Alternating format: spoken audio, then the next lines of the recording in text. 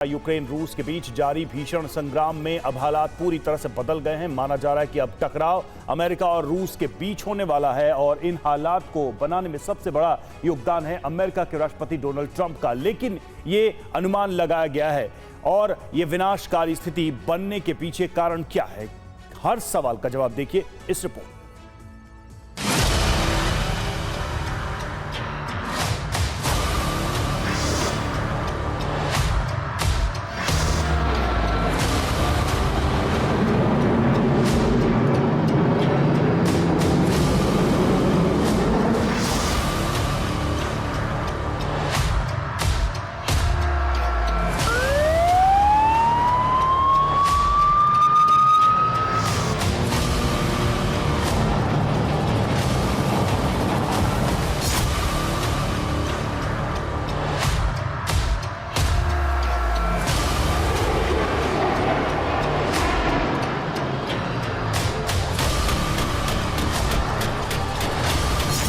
युद्ध के हालात में यूक्रेन रूस के बीच वार पलटवार सामान्य है। हमलों की संख्या और गति बढ़ना भी सामान्य है। लेकिन इस युद्ध को विस्तार देने वाले जो हालात बन रहे हैं वो असामान्य हैं।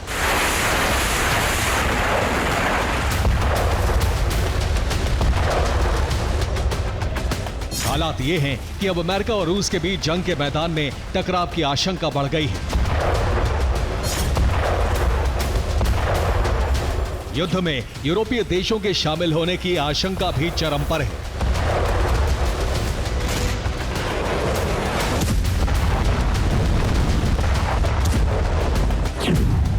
तो क्या रूस के खिलाफ नेटो सेना युद्ध में उतरने जा रही है या फिर अमेरिका खुद रूस के खिलाफ ऑपरेशन में शामिल होने वाला है?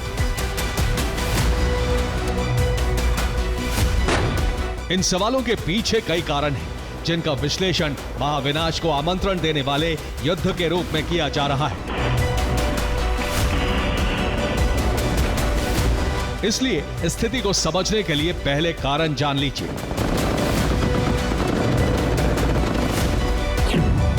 पहला ये कि अमेरिका ने यूक्रेन को टॉमाहॉक मिसाइल देने का ऐलान कर दिया है। दूसरा, अमेरिका के कई सैन्य कार्गो प्लेन यूरोपीय देशों में पहुंचे हैं। और तीसरा ये कि अमेरिका का शक्तिशाली एयरक्राफ्ट कैरियर नॉर्वे पहुंच गया है।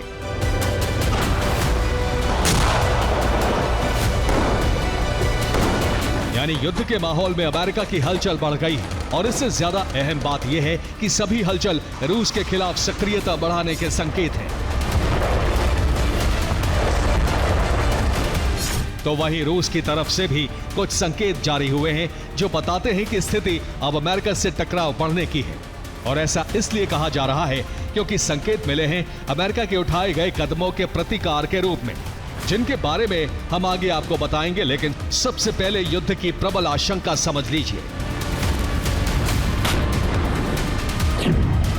यूएस के रक्षा सचिव पीट हेग्सेथ ने दुनिया भर में फैले अमेरिकी कमांडर्स को वर्जीनिया के क्वांटिको में बुलाया है। इस आदेश के बाद मरीन कोर बेस क्वांटिको में सैकड़ों एडमिरल्स और जनरल्स एकत्र हो चुके हैं। माना जा रहा है कि सैकड़ों फ्लैग ऑफिसर्स को क्वांटिको में जुटाने का मकसद कोई बड़ा सैन्य कदम उठाना है। इसलिए घोषणा भी इसी संबंध में हो सकती है। और इस अनुमान की पुष्टि करते हैं टकराव के हालात।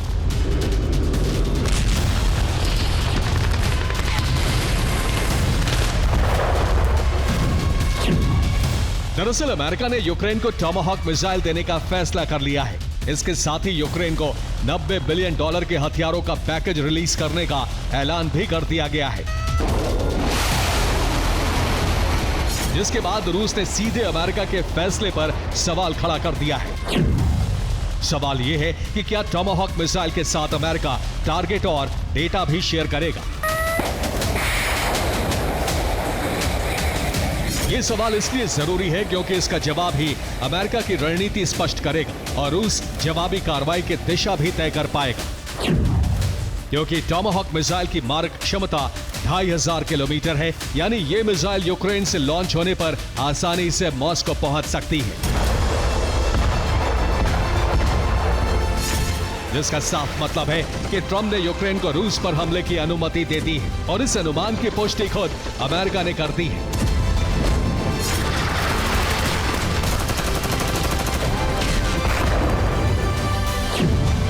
ट्रंप के दूत कीथ केलॉग के मुताबिक अमेरिकी हथियारों से यूक्रेन लंबी दूरी के हमले कर सकता है। ये हमले रूस के अंदर तक मार करने वाले हो सकते हैं।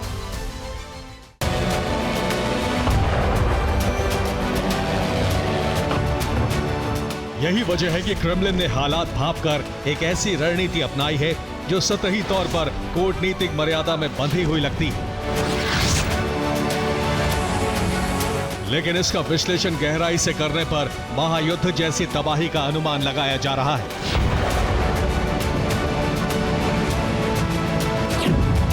प्राथमिक तौर पर रूस ने न्यू स्टार्ट संधि पर बने रहने का आग्रह किया है, जिसमें रूस ने ब्रिटेन को भी शामिल करने की अपील की है, तो दूसरी तरफ पुतिन ने अलास्का सम्मेलन को नजरअंदाज कर दिया है।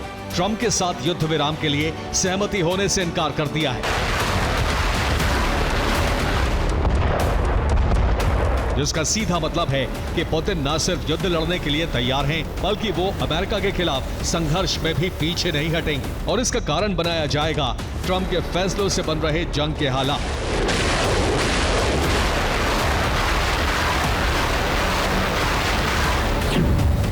जिसे प्रमाणित करती है अमेरिका के न्यूक्लियर पावर्ड एयरक्राफ्ट कैरियर की गश्त। यूएसएस जेराल्ड आर फोर्ड जैसा विशाल कैरियर नॉर्वे के तट पर पहुंच चुका है और इसके पहुंचने का कारण युद्धाभ्यास बताया जा रहा है,